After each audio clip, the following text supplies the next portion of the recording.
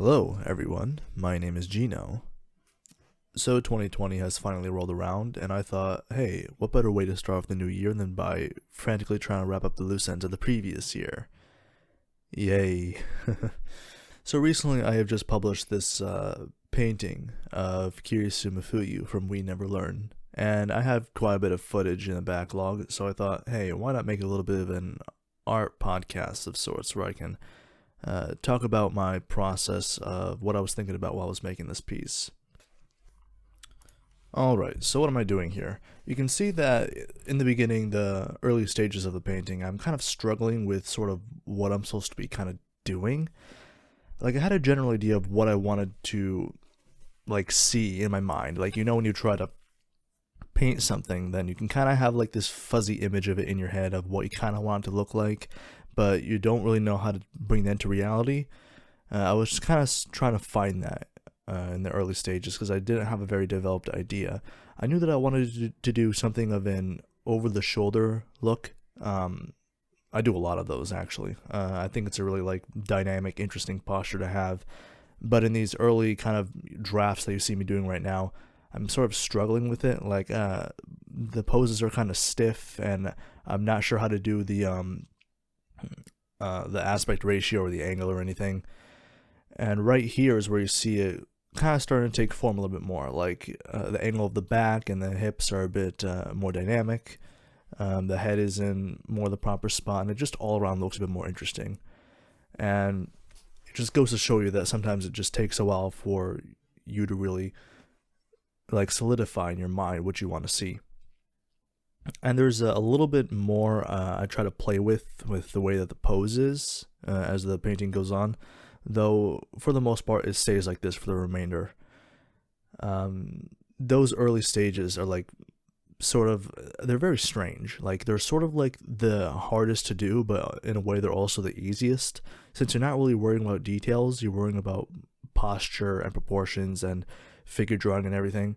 So in that sense, like this right now, for example, I'm struggling with the chest and the hands, sort of, and I'm not quite sure what to do with the arm either. So I'm thinking, maybe her bust should be a bit bigger. Maybe her shoulders in the wrong place. I'm like moving around the body and skewing everything a little bit more to trying to like make everything fit into place. And it just takes playing around and toying with things to see what works for an image. There are a lot of times where I start a painting and the initial pose that I would begin with is not how it ends, just because it doesn't work as a painting, or maybe the silhouette isn't good or anything like that. Yeah, at this point, this is where I start to have a pretty good anchor point on how to work for the rest of the painting. And yeah, I continue to progress at this point.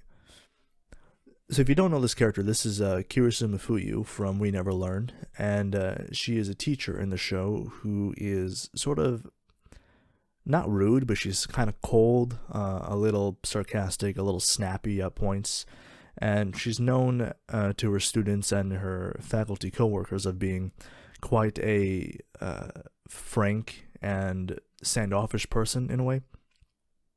As the show goes, you find out that the two main characters, who are girls who are trying to get into schools for subjects they're not good at.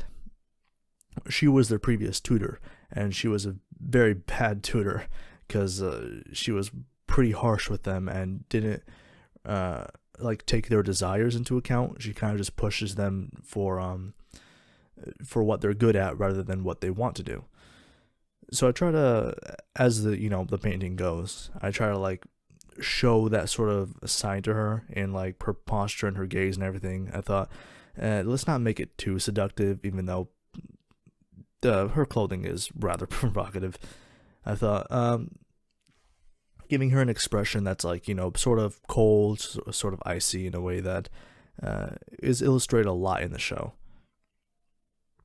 Gotta sort of keep the same sort of air that the original characters have. There are times in the show, of course, where she does sort of open up and is a bit more lighthearted and warm, though that's not like the staple of her character.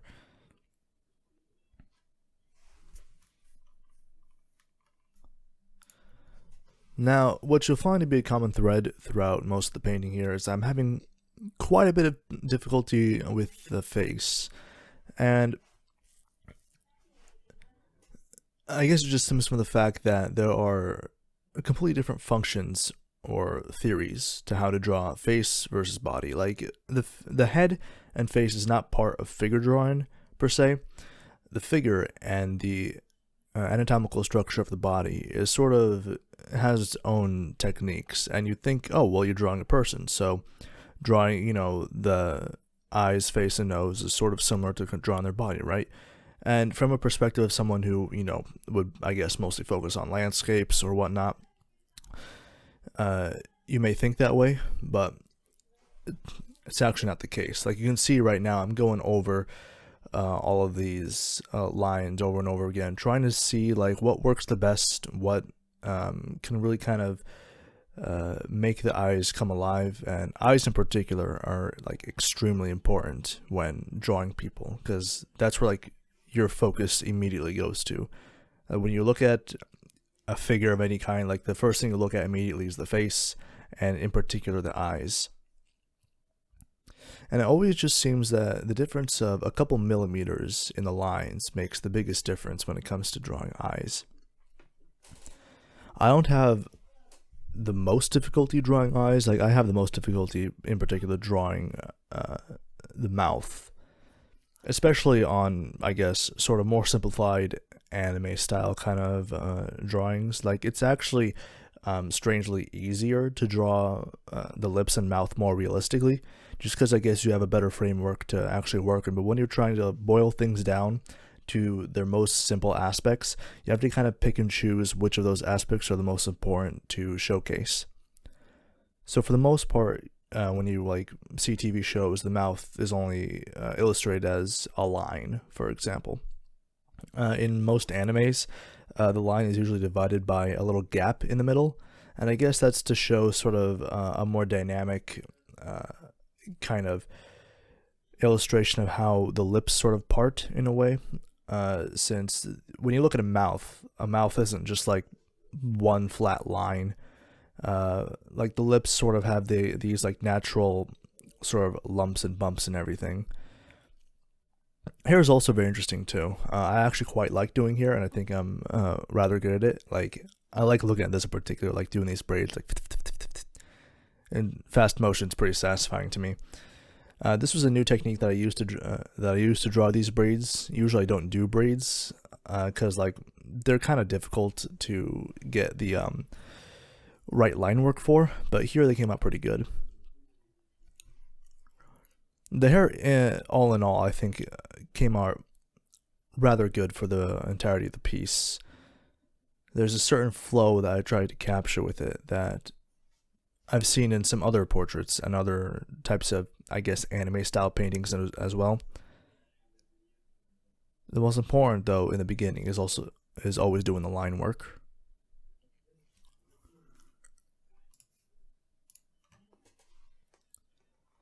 So what I'm doing now in the piece is kind of going over the line work again, and I do this several times as I kind of build up the primary bases. I start with sort of a rough sketch, sort of a thumbnail design, sort of, and eventually build them up with more and more detail throughout each layer. Right now I'm on layer 5, it looks like, and I'm drawing a top layer 4. And this is actually a problem I have of using too many layers. Drawing over preliminary layers is in itself a problem, but it gets like what is a big problem is later on when I start separating all the different colors and all the different sort of areas of the painting into different layers.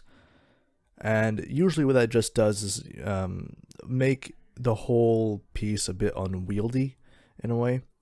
And I do that to kind of preserve the painting as a whole, because when you work on one layer, it sort of like that's what you're supposed to be doing, like as a painting, and that's how painting works in real life, is that you just paint on one canvas. It's one layer, though.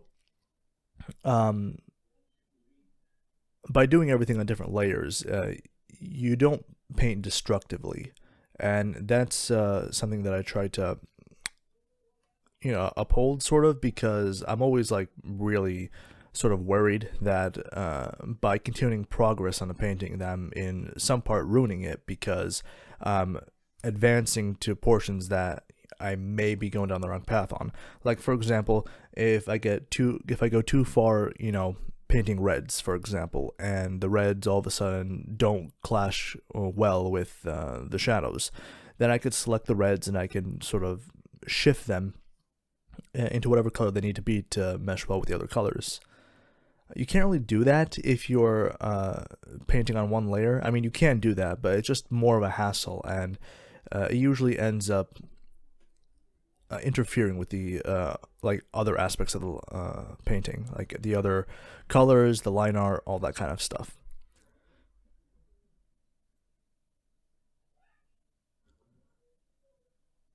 Trying to give the tassels a little bit more movement there, giving it sort of the illusion of motion.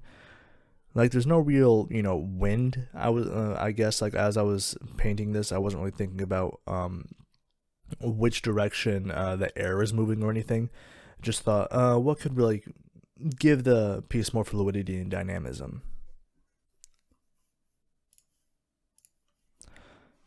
The way that I see it, because I'm working digitally here, and it's not really a painting as one would traditionally consider a painting.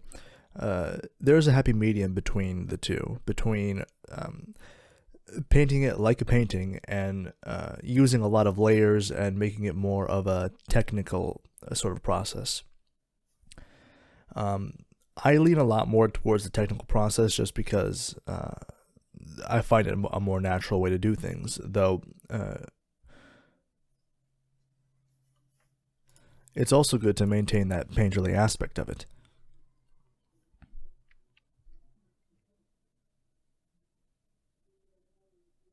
Yeah, this is what I mean by the difference of a few millimeters. Just I'm changing up the lines in the face a lot, kind of thinking like, all right, well, what would look better here? Maybe it would be better here. Maybe the chin should be a bit lower, maybe a bit over to the side. Maybe the nose bridge should be a bit more narrow.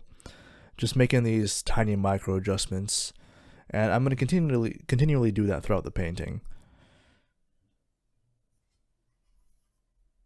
You can sort of skimp out on doing that for other parts of the body, such as, I'm working on the back right now, I think, and the hands, not so much the hands. The hands are actually very important, but what I'm trying to say is that the face in particular is like very important. So those difference of a couple millimeters go a lot farther than it would if I were to focus that much on the legs per se.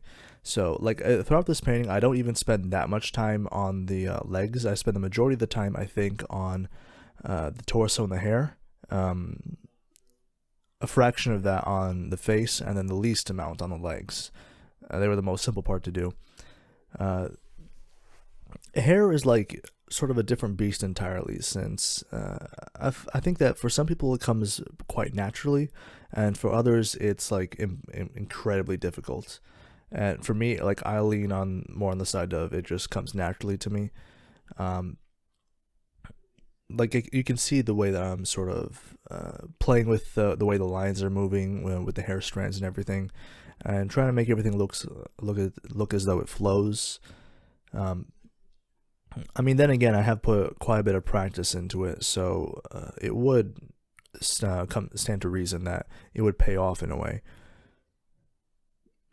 Though, just in general, I think that it's just an innate thing that I've always had sort of an eye for the way hair moves. One of the killers, though, is that I tend to be a little bit more detail oriented, and you can spend like so much time with the detail in the hair for little payoff, because like hair is not one of those things that people focus on a lot. Like, people say they like hair, though as I mentioned before, the face and the eyes are like the biggest things. So putting a lot of time and focus into the hair isn't going to give you as much value as um, focusing on other aspects. And that's whatever. It's what you choose to focus on. So I spent quite a bit of time on the hair for this painting, and I quite like the way that it came out. Though I wish I'd spent a bit more time practicing how I would do the face, because the face is a little bit lackluster compared to some other parts of the painting.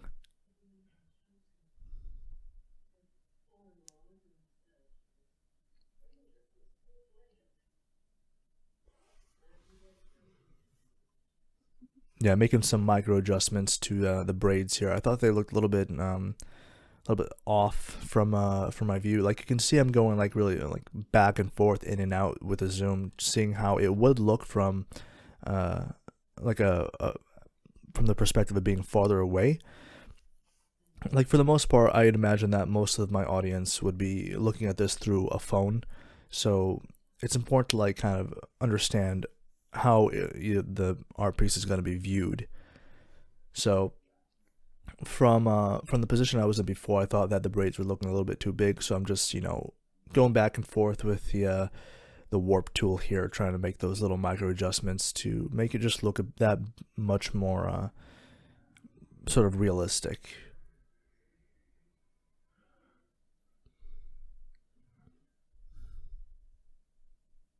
Looking back on it, I probably shouldn't have made the nails that way. Um, it's another staple of mine to make the nails on the females that I draw like rather long and sharp, though I don't think that's a characteristic of Kirisu in the show. So probably an oversight on my part, but at this point there's no use in going back to it, and I thought, it looked good enough for me. And at that point you can take like artistic license and be like, I just felt like doing it. It's not a major deal. Though just something that I thought afterwards.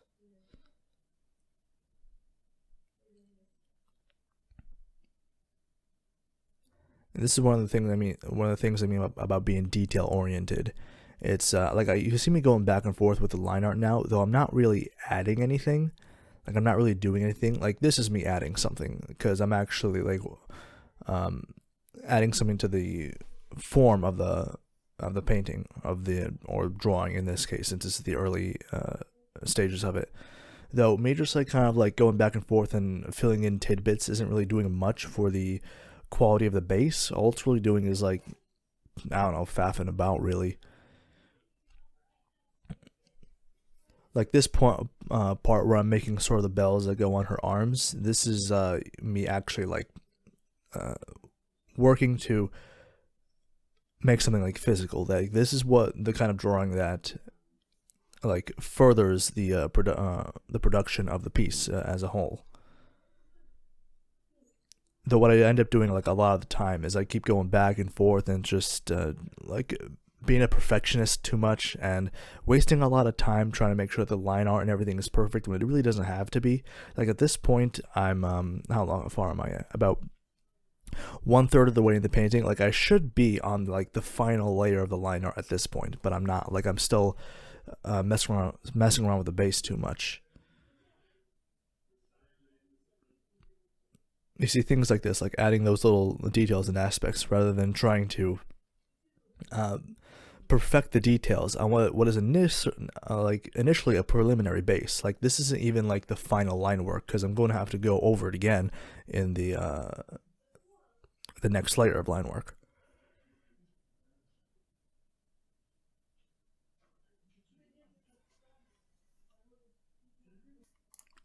In case you're wondering, the brushes that I'm using for this piece are just the default Photoshop brushes. This I think that I'm using right now is pencil, just the regular. I think it's called Kyle's pencil tool or something like that. And other than that, I just use some very generic types of hard brushes with different sort of shapes to them.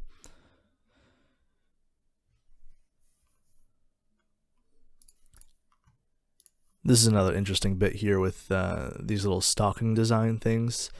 Um, I didn't know exactly what I wanted to do with them. I just knew that I kind of wanted some sort of pattern of some kind, but then I eventually just went back and decided, nah, it's probably too much. It's more work than it's worth.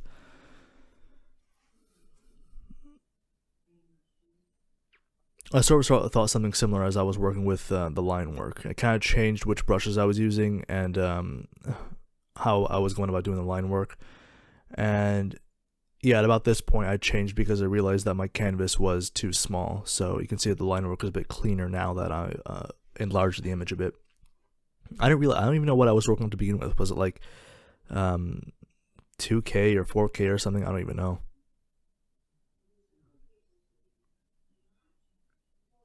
Yeah, I'm not sure how to feel about the main line work now that I'm looking back to it. I mean, it's like pretty basic in terms of how line work is, and I'm not particularly good at inking. It's like for some reason I just find that the pencil tools just work better for me, and I'm not sure why. I guess it's because maybe I don't do that much variety in my line work, though I don't really know how to mitigate that, because you know how they say about line work, like the way to get a more dynamic type of feel with the lines when you're inking is to vary the line weight and everything. Though it's sort of easier said than done, because you have to kind of really get a feel for how the lines should be weighted when taking into account the direction of the light and where sort of those pits and valleys are that would deem a necessary change in the line weight. So as you see throughout me doing this main line work here, like the lines are pretty static, and of course I wasn't putting too much stock in it anyway, because I knew I was going to focus mainly on the colors coming up. So I thought I'll just do a line work, just do a line work. And looking back on it now, it might have even been more beneficial for me just to stick with the pencils.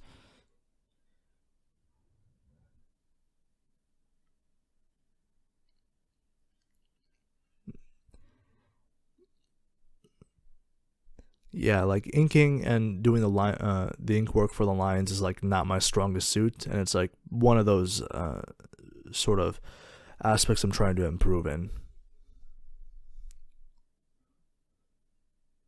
In a way that all those little intricate details I try to get into with the preliminary bases kind of paid off in a way, because now coming over to the main line work, I'm just pretty much flying, like going along, tracing over everything, since the groundwork was all set.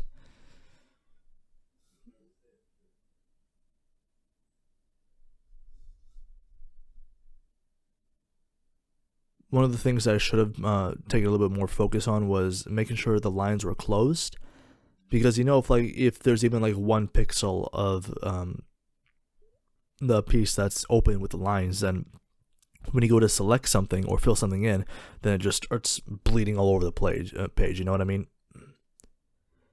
So sometimes I might be going a little bit too fast. I ignore that, and for this piece in particular, I just focused more on like closing things out with the color. Like you're gonna see it when it comes up.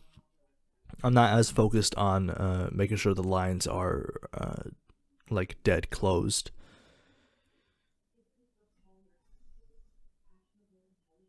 I quite like how the hair turned out with the line work, though. I think that it really bolsters some of the detail that I went into initially. Though then again, as I said before, like focusing a bit more on the line weight would have gone farther in making the piece look a bit more dynamic. It always baffles me when I see speed paints of people who are actually good with line work, and the way that they weight their line, it just seems to come to them so naturally, and it looks like so dynamic and fluid. And it's something that when I'm looking at mine now, just like as I mentioned, looks pretty static and kind of stagnant in a way.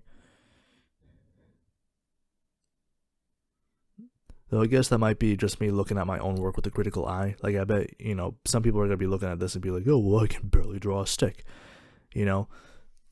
And that's fair and all to say if you're someone who isn't like good at art, or who doesn't focus on art. But anyone who kind of like is in the know will kind of understand that people have their own sort of strengths and weaknesses when it comes to the different kind of technicalities of art. So like just because someone says that they're not good at one particular thing does not mean that they're still good just because they're better than someone else.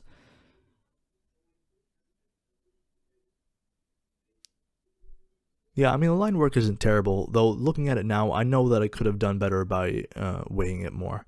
And now here I'm going into the colors. So the first thing that I focus on now is doing sort of like a wash, is what I like to call it in the Photoshop layers. And basically what this is I do a preliminary wash under the entire painting so that I can go and select the wash itself when I want to change the colors of the figure without changing the colors of the background. And I'll explain it again when I actually do it, or in the future, when I do it later in this video. But like making it so that there's an actual base for me to select without interfering with the background is what helps with sort of painting without being too destructive. It is very time consuming though, because basically this is a lot of work for a little bit of value, because doing a preliminary wash the way that I do it now isn't like adding any kind of colors to what comes later. All it's really doing is like basically making a mask. And there are probably faster ways to do it. Like I bet like some of you are looking at this being like, oh my god, why is he doing it this way? It's taking so long. That's just the way that I do it. Like having to grind those edges and make sure everything's like down to the pixel perfect. And it did take quite a while. Like looking through the clock in the lower right hand corner, you can see how long it's taking me. It's like time's going by.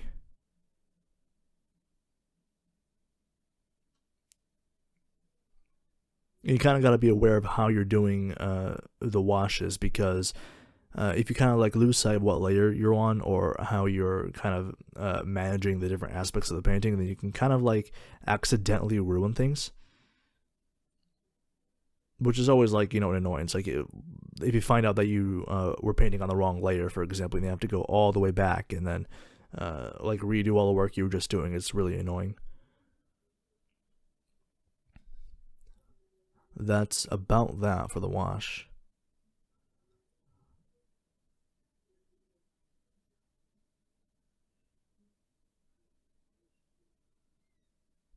Yeah, at that part right there, I just forgot to finish up that inking. Like sometimes when you're doing the main line work after you'd finish the preliminary base for it, I kind of forget to actually finish it because it just seems like to blend in with the eye. And here we actually starting with the colors. I probably should have picked a different base color than blue, because this clashes quite a bit and you can't really get a good feel for how the red actually looks because of the way that the colors complement each other. So I probably should have kept it with like a neutral purple or like a less saturated blue, though I do end up switching it later on, I think. And this is the same thing, like going in between all the little frills and everything to make sure that the detail is like to the pixel perfect. That takes up a lot of time. It's not really that stimulating to look at either, because it's just all this is like downtime. Like this is like the tedium of actually doing a painting like this, to get all the different colors in order and everything like that. Because like you can pretty much imagine it. Like just imagine this part and red. So I probably should have done things a little bit faster, though there's kind of no way to get in between those little cracks and crevices, because for some reason Photoshop like just doesn't like select things properly. That probably has to do with my settings, but like the way that the fill tool works, it's like some of the pixels don't register, so if you zoom in, things end up looking like really grainy and muddy. So the way that I did it, I kind of had to go in and make sure that all of this was like painted up to the line.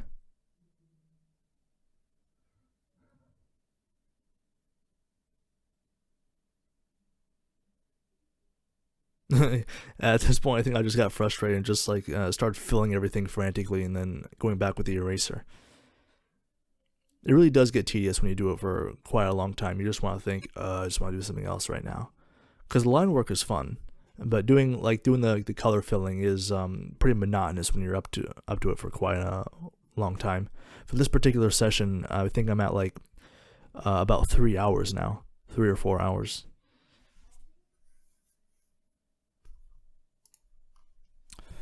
I wasn't exactly sure if I was even going to include this little bit here with this I don't even know what you call it, like sigil or whatever. There's some kind of detail in gold there, but I thought I want to draw a little bit more focus to the dress itself, other than some other different kind of aspects. So I thought that I'd add that little mark there on the dress. I also add these kind of like goldish accents to help in drawing the attention away from some other places. You know, make the eye kind of go around the entire piece.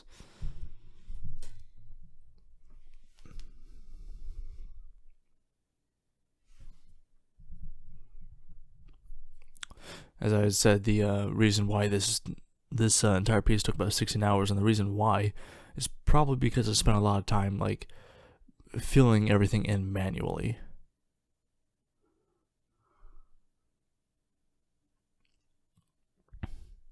And here you can see what I mean with the whole doing the underwash thing.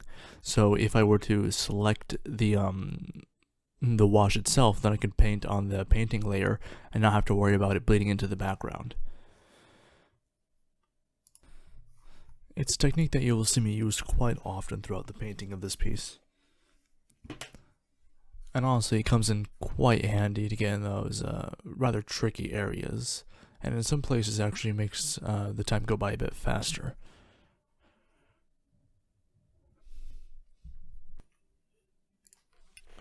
One thing I've been kind of going back and forth on is how I should be doing the face, because like I see fan arts of Kirisu and other characters from We Never Learn, and like I like the anime and I like the manga even more. I think the manga has a really pretty cool art style to it. But you look at these fan arts, right, and it's like I've seen like these great digital pieces and these great paintings, but technique aside, they still have like the generic anime face, if you know what I mean. Like in this piece I was considering how do I want to actually make this style, because you know like how the typical tropes for anime are. You get those big eyes, you have the pretty bare face, I guess. And I thought if I were to skew it a little bit too far from that generic anime style, then perhaps it would make the characters somewhat unrecognizable. Because in anime, and in most animated shows in particular, like there are very few cues to actually like identify characters with. Like the basis of illustrating and drawing like cartoon characters and simplified characters in general is that you have to boil down a character's design to like their core aspects, and the more you simplify, like the more you have to pick and choose which of those aspects are the most important. So going from, let's say, a more simplistic sort of style, like, you know, how anime would typically have, to, I guess, a sort of more anatomically correct style. Like, that's not how I would describe my piece, but I do focus a little bit more on being accurate to the human form, rather than being like, you know how the typical anime style is, the big eyes and whatnot. There are a couple of artists I see who have a sort of a similar way of drawing the face, of having this sort of longer, more sharper featured facial style when they do their anime illustrations. I was thinking maybe this is like too unrecognizable for this character. Eventually, like, because I'm at this point now where I'm already starting to block in the colors, I thought that it was like it's too far gone for me to actually go back and redo it. Though if I was given the choice, I probably wouldn't have redone it anyway, because one of the gripes that I have with the show is the fact that Kirisu herself looks like too anime. I know it's kind of weird to say, because yeah, it's that's the show, like that's the style, but she's not like part of sort of the main harem. She's like a teacher, and I guess you'd expect a more sort of mature illustration of a character like that. It was a thought process that I had.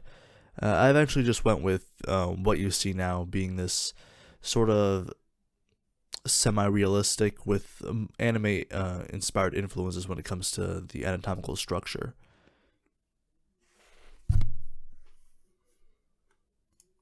For all intents and purposes, anime as sort of a trend of animation and illustration is rather realistic compared to a lot of other cartoons, especially American cartoons. The body designs and the facial structure are typically more realistic than, let's say, I don't know, Adventure Time, right? In that show, like, the characters are super stylized and super simplistic.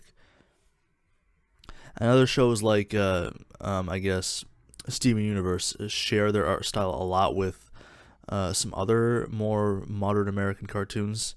I don't really keep up with most of them now. Like, when I was a kid, the only exposure to cartoons I had was, Cartoon Network, Nickelodeon, the Disney Channel. Did Disney Channel have cartoons? Yeah, they had a couple, didn't they? I'm not sure. The Disney Channel was always my least favorite out of all of them.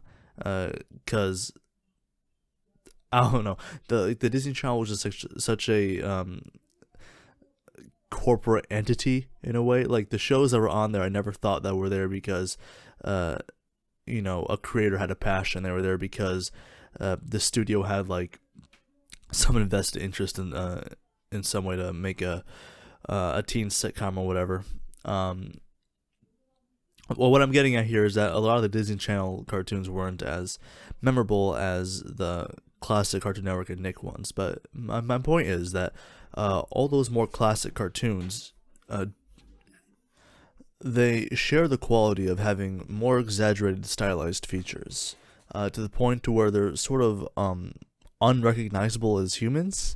I mean, what I mean by that is that you take, let's say, Finn from Adventure Time, and like, yeah, it registers that he's a guy, like he's a kid, but when you look at the shapes and the actual like character design of him, nothing about him actually has like the anatomical structure that a person has. It's like he's basically like a square with a couple noodles for limbs, right?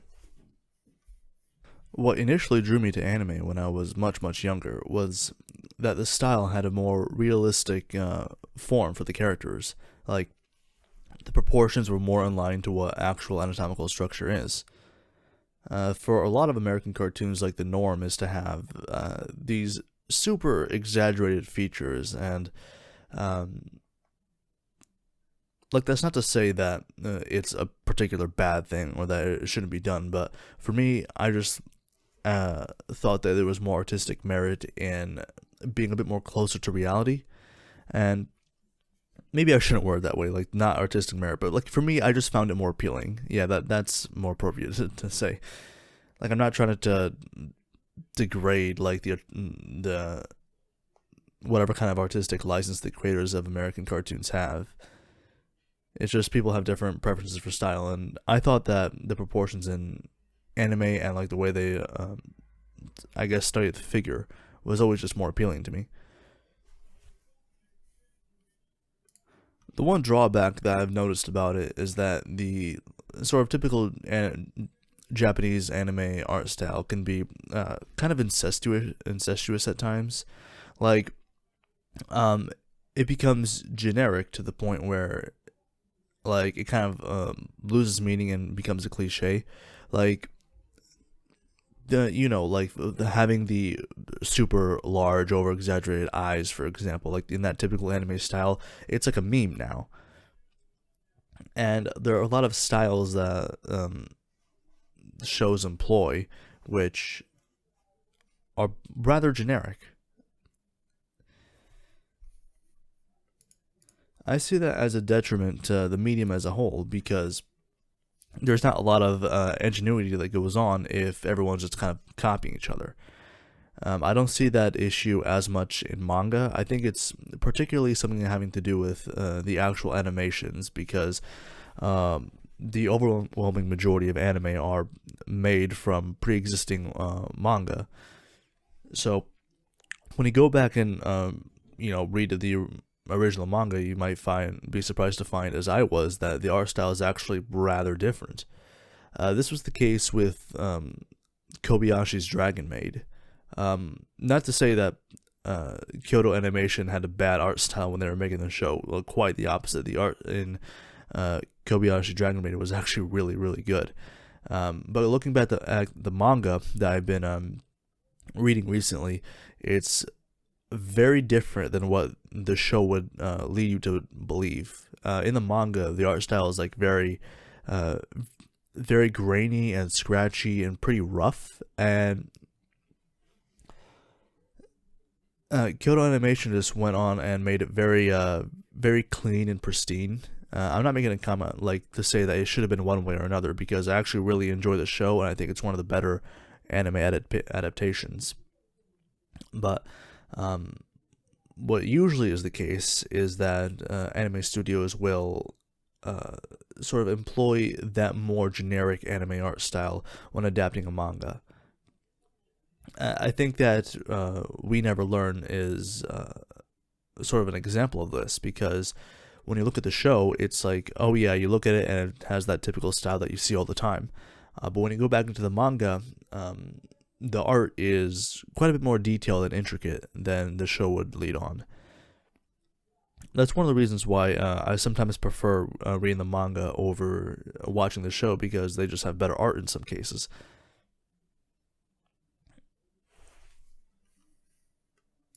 And of course, when translating something from, a printed illustration to a moving animation, there's got to be some sort of, sacrifices that are made in terms of the style, because things that are super detailed and intricate can't be animated as easily as something that's simple.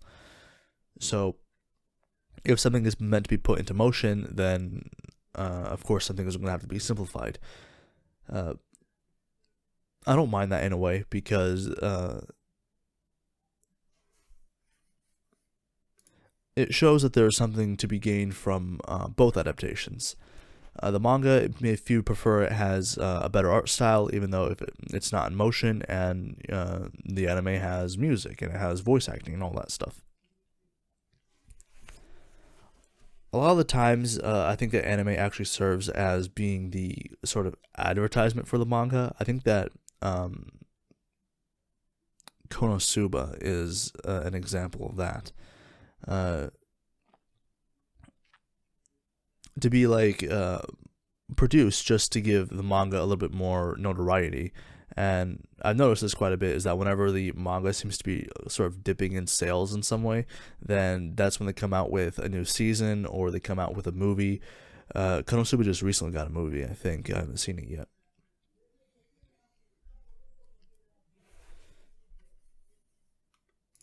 And don't take what I'm saying as gospel. Like, I have no idea what goes on behind the scenes in the animation making process. I'm just kind of like talking out of my ass here about things that I've gleaned about through different sources online, and I guess what I've read through forums and whatnot. So what I've been doing here in the painting is doing something new with shading.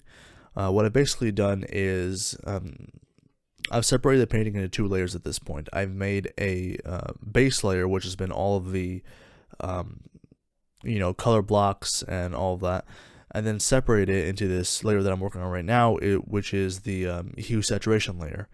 So I've darkened the base colors, and then I've switched that to a mask layer, to where I am now in this different layer where the hue and the color is mixed so that it's lighter. And basically this creates an effect where it creates what appears to be a cast shadow. One of the oversights that I had in this particular instance here is that I didn't quite have a good feel about how the shadow should have been. Like, if you look at the face, for example, and the skin, the shading there is pretty harsh. Like, it's pretty dark, and I think later on I try to make it less harsh by going back into the hue saturation window and bringing it up a little bit, but all that does is serve to make the image more bright, like overbearingly bright.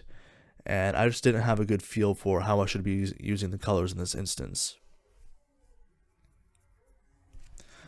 For the hair right now, I'm going in with the detail and trying to make all those little strands and everything. And this goes back to what I was talking about, diminishing returns when it comes to detail. Like, I'm spending a lot of time on the hair right now, getting like all these little individual strands.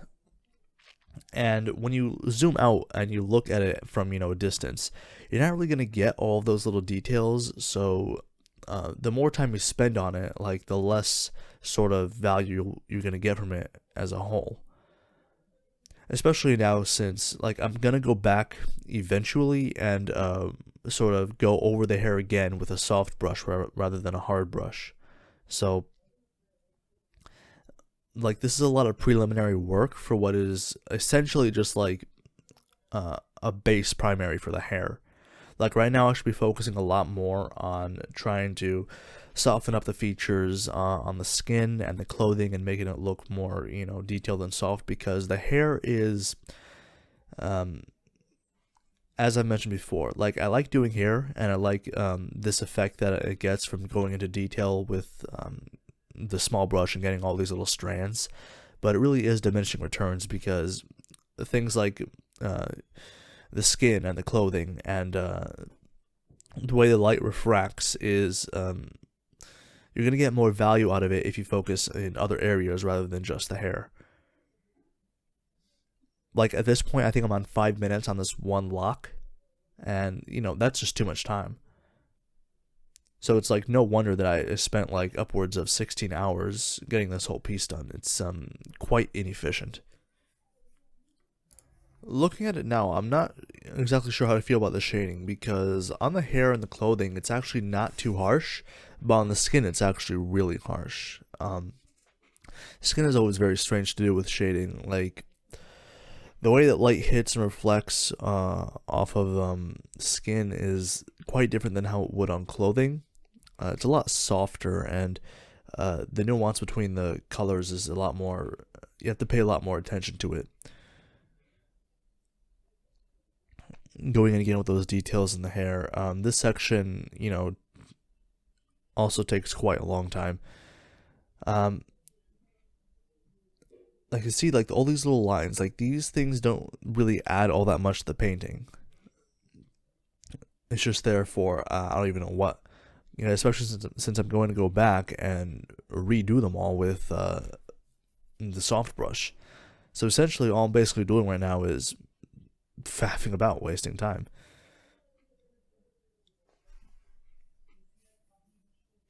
Efficiency, I feel, is very important when you're working on an art piece, because you can work on a piece like forever and ever and ever, and maybe get closer and closer to it being perfect, or as perfect as it could be within your mind's eye.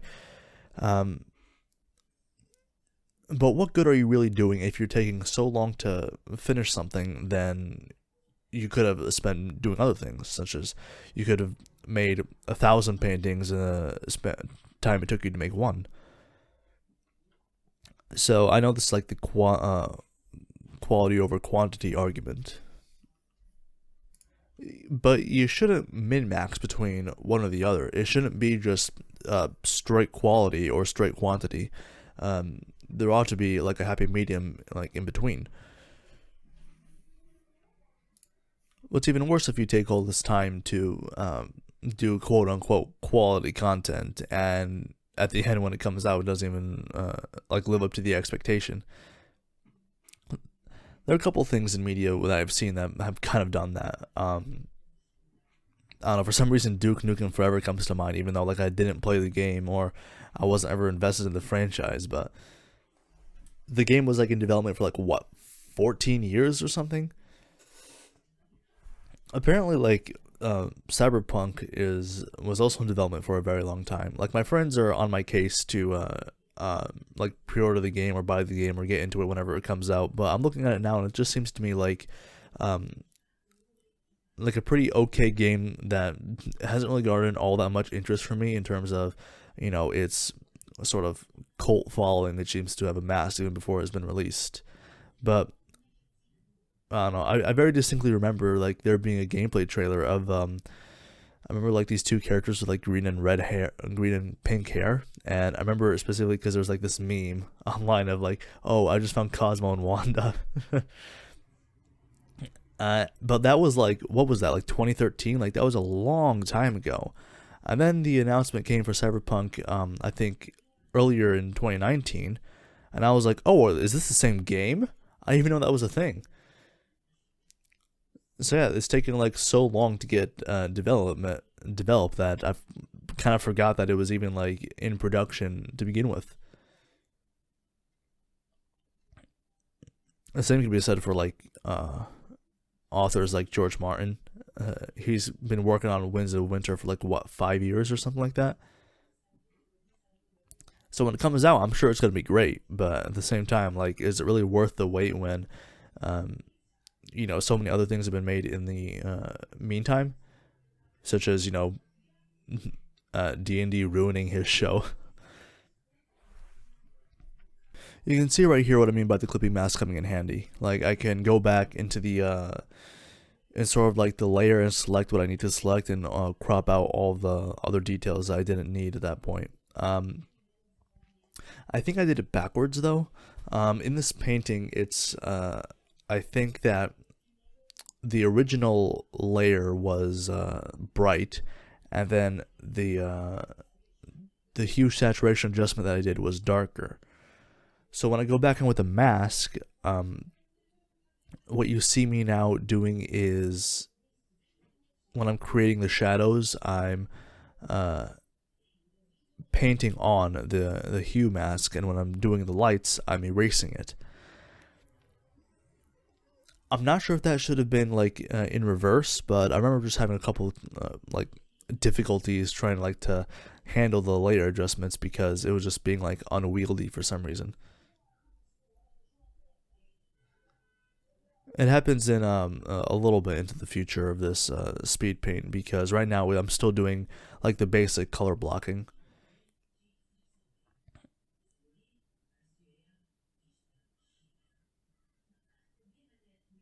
Yeah, making those adjustments.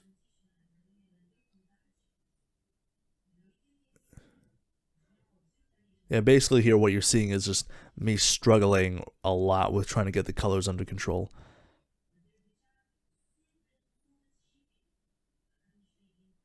I think the problem stems from how I had the general idea of it correct, though the problem was that the different areas weren't lining up with each other, such as the clothing and the hair and the skin all have sort of different luminosity to them.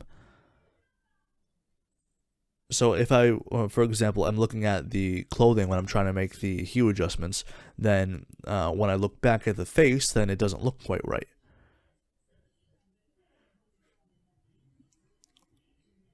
In that case, what I ought to have done is to separate each area into its own layer and then adjust them accordingly, rather than trying to change the hue of the entire piece.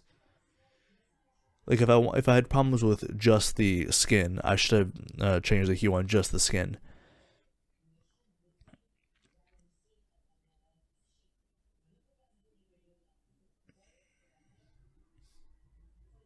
Experimenting here with sort of the overlays and the different luminosities, because I was trying to get sort of a red with a glowing yellow effect to it, and I'm not sure how I would have done that though.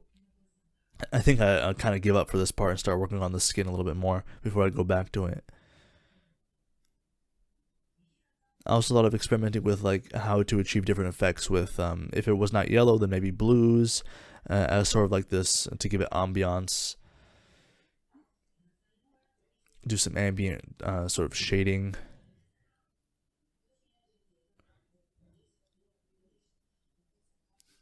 Yeah, all this right now is like Geno exe does not compute, and I go back in here because I forgot the hair and the bangs, and that takes quite a little bit of extra time.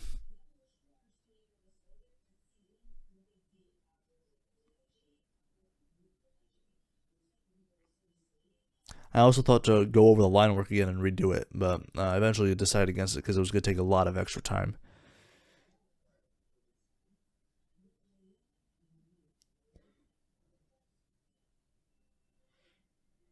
There are also a lot of areas where I've just sort of like gotten a bit sloppy and just forgotten to fill in. Like this little part here with the hair locks that I just finished. that section with the eyes, the bangs. There's little areas, like little tidbits here and there that I overlooked and have to constantly go back over and sort of redo within the painting.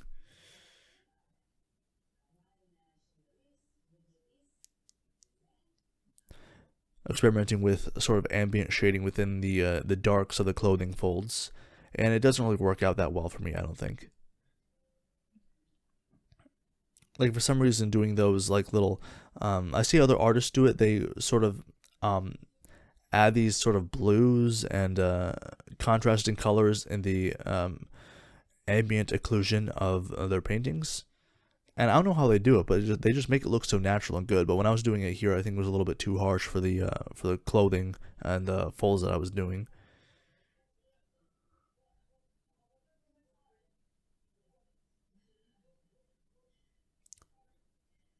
Here is where I think I begin to hit a good stride with the shading and the highlights. What I've basically done is I've separated the highlights and the shadows into two different layers, so that the darks and lights that you see are actually two different paintings up on top of each other. So I'm working on the shadows to try to blend them in with the highlights, and this is where I begin to actually start making progress with the clothing folds and all that.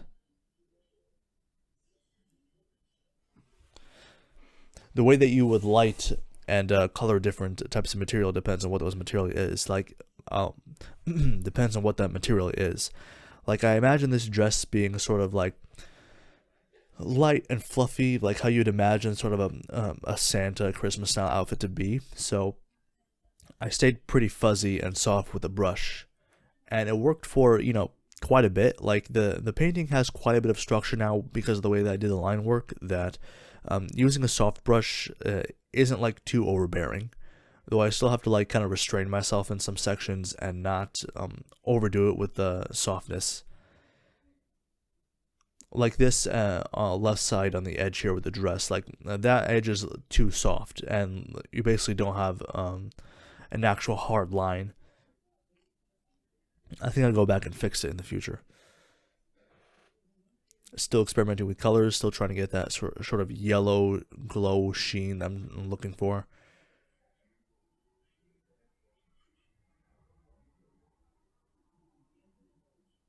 See, now this part of the painting, I think what I'm doing with the dress is actually better than how it ended up, because I ended up doing during the final stages, like experimenting with the vibrance and the curves and all that kind of stuff, and I think I ended up getting rid of some of the detail that I had with the original brushwork.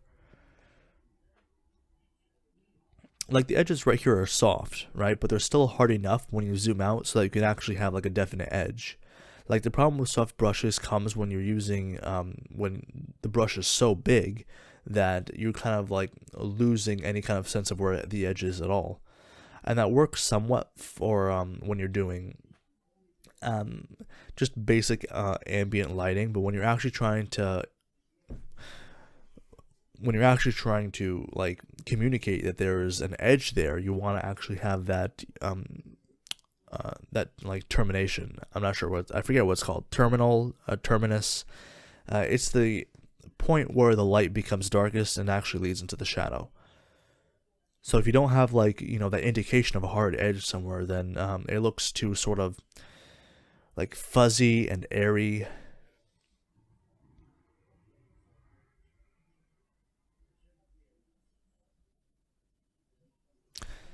See, now right now all of this stuff is good. I think that I've just decided to overwork it too much when I get into the final stages of the painting. I ought to have focused more on the skin in particular. Like for some reason I wasn't getting a good color with it. Like to me it seemed like sort of too yellow, too pale. And here I'm experimenting more with those little terminuses and trying to make that sort of semi-soft, semi-hard edge. Getting rid of the line work was also a main theme of the later parts of the painting, since once I started to do the actual shading on the dress in particular, I realized I didn't need some of the lines I had made in the line work, so I ended up getting rid of them.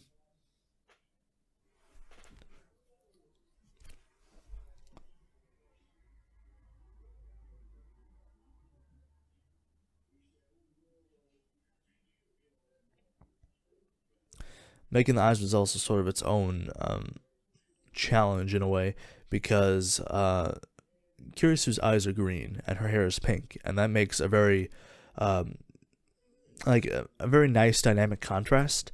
Though the issue arises here is that my background is blue. It's like a bright cyan blue. So right now, like, this is way too heavily blue shifted. These eyes, like, these eyes need to be more green because they're sort of like blend with the background in a way. And here's what I was mentioning earlier with the soft brush.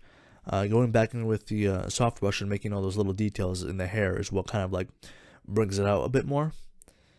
And it's because of this that I didn't need to go in with all those little lines. I could have basically just made a color block of the brighter pink, and that could have been that.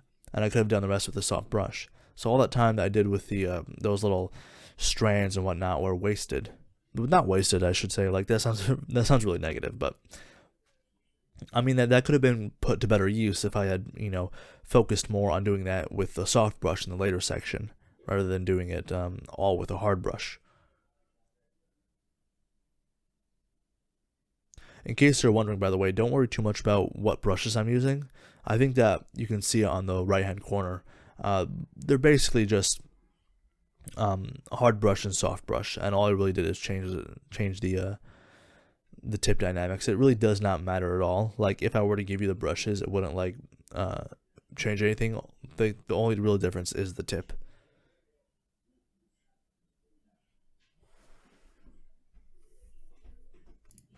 I really did not spend a lot of time on the hat. Like, that speaks to where the eye will go when you're looking at a piece.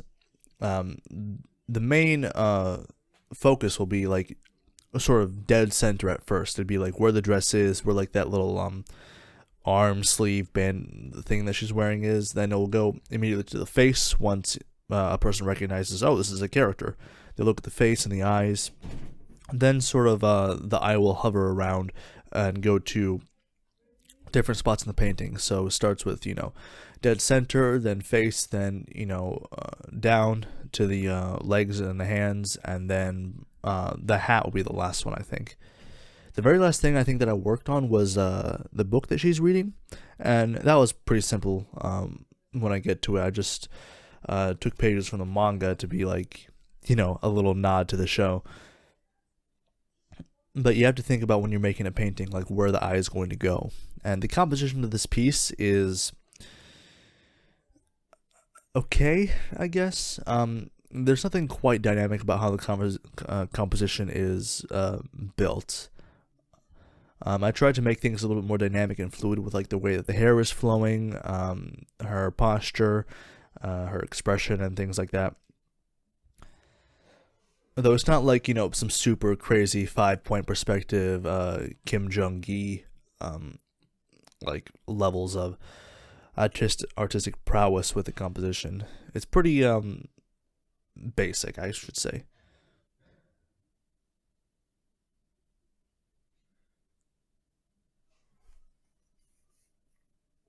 This is about the point right here where the painting should have been completed. Like, I ought to have stopped at about this point, other than making, I guess some last minute adjustments to the colors and whatnot. But as we continue on into the final stage of the painting, I think I'll go a little bit too far with how I decided to play with the colors. Like right here, I'm trying to make the details in the face come out a little bit more, where maybe they should or should not have. I'm not too sure. As I've stated, like the face is, it's quite difficult if you couldn't imagine. Like this little section here, where I'm just sort of adding these very, very slight details to bring out the different colors, make it a little bit more interesting and dynamic. As I mentioned before, like the difference of a few millimeters with a line can greatly change how you perceive a person's or a character's face. And I guess the same is true with the shading. Like just a little bit of shading can really tilt the image, especially when it's on the face. Like things like, the clothing doesn't matter as much because I guess the mind can fill in the gaps when it comes to clothing and hair, but like face is like the human brain is trained to recognize the face, right? So when things are off, then they can very easily enter the uncanny valley. Yeah, at this point, then everything should have been done.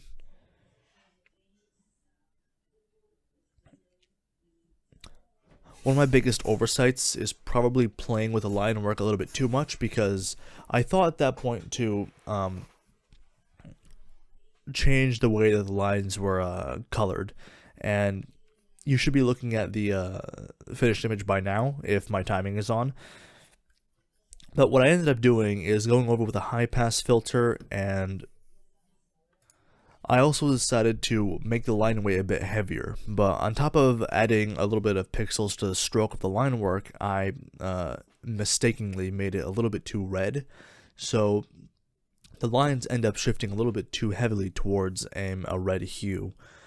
The only thing that I added, other than that kind of rainbow glare to the hair, is the manga pages. Those are just some pages from the first volume, and going over again with like the hue, the vibrancy, and like the curves and a high pass filter to kind of play with the colors a little bit more. But if you see like in the clothing, for example, that kind of took the detail out from the brushwork. It's sort of, I'm not sure what it ended up doing. For some reason, it just feels like the colors are kind of caked on there in a way. So now that I'm looking at it, it's like not that big of a deal. I guess like I can go back into it and sort of like make some more adjustments. But at this point, like I've been working on this thing for so long that I would just like just be done with it. You know what I mean? So I'll probably be working on a couple other paintings and other art pieces, and maybe in the future at some point I'll sort of give it a touch up and remaster it in a way to fix all those little details and inconsistencies that I ought to have done in the first place. So if you made it this far, well, thank you very much. You have the patience of a saint. If you like these kind of videos, I'll be posting a little bit more of them, these sort of art podcast type things. So subscribe if you like this kind of content. I also talk about movies, books, TV shows, and other types of writing. Subscribe if you're not already. Like and comment on the post. All that, basic YouTuber jargon. Bye-bye.